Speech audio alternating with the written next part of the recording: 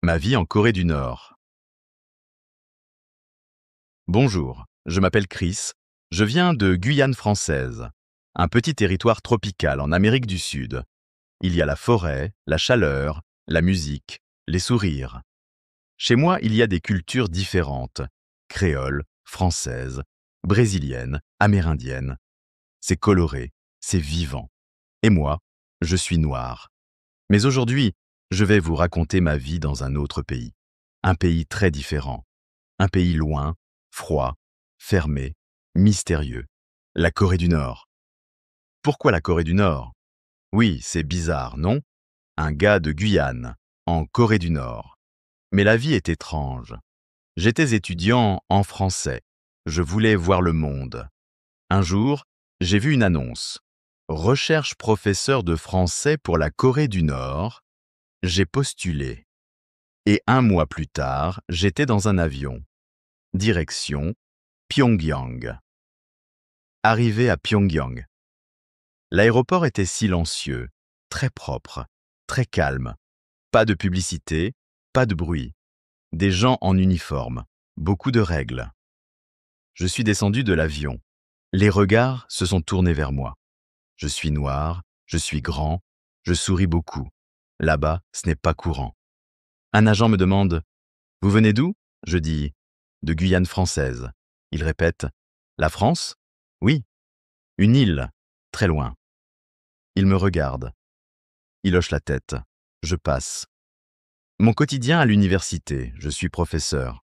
Je donne des cours de français à des étudiants nord-coréens. Ils sont gentils, polis, très sérieux. Ils m'appellent Monsieur Chris.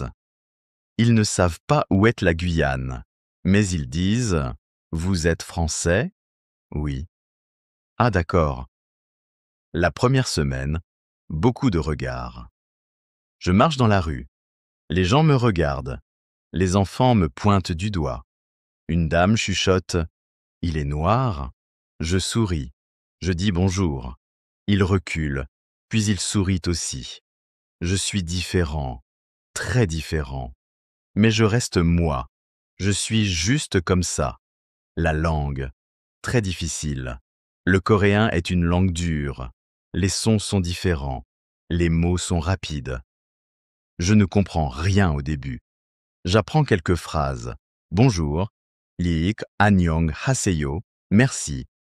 Kamsahamnida, je viens de France.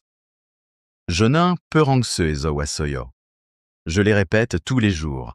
Les gens sourient quand j'essaie. Ils disent « Pas mal pour un étranger ».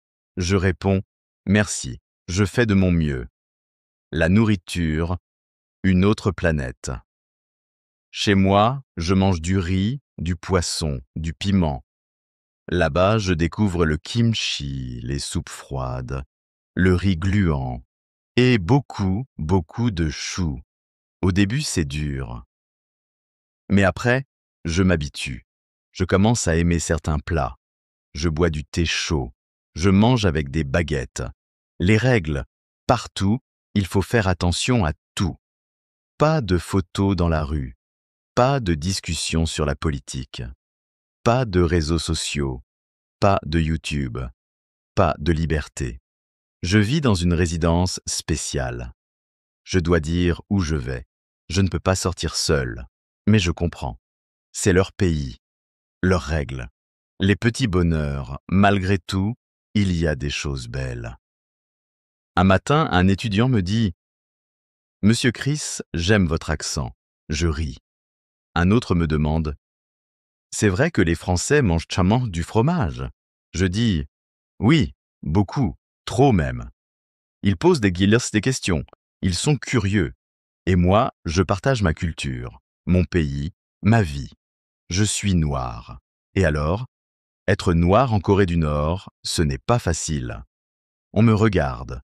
On me touche parfois les bras. Un jour, un enfant me demande « Tu es peint en noir ?» Je ris. Je dis « Non, c'est ma peau. C'est naturel. » Il touche doucement. Il dit « C'est beau. » Ce jour-là, j'ai pleuré un peu parce que c'était sincère. Je reste moi-même. Je garde mes habitudes. J'écoute de la musique dans ma chambre. Je danse un peu quand je suis seul. Je chante parfois. Je cuisine des plats de chez moi avec ce que je trouve. Et surtout, je souris, toujours, parce que je veux montrer que je suis humain, comme eux, juste un peu différent. En fin de compte, ma vie en Corée du Nord m'a appris à m'adapter, à comprendre d'autres cultures et à rester fidèle à moi-même malgré les différences. Vivre dans un environnement aussi fermé et rigide a été un véritable défi, mais c'est aussi une expérience enrichissante.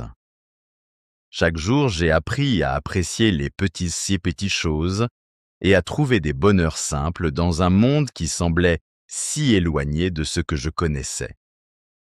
Être noir en Corée du Nord m'a permis de voir le monde sous un autre angle, de comprendre ce que cela signifie, être différent, mais aussi de voir la beauté dans les petites interactions humaines.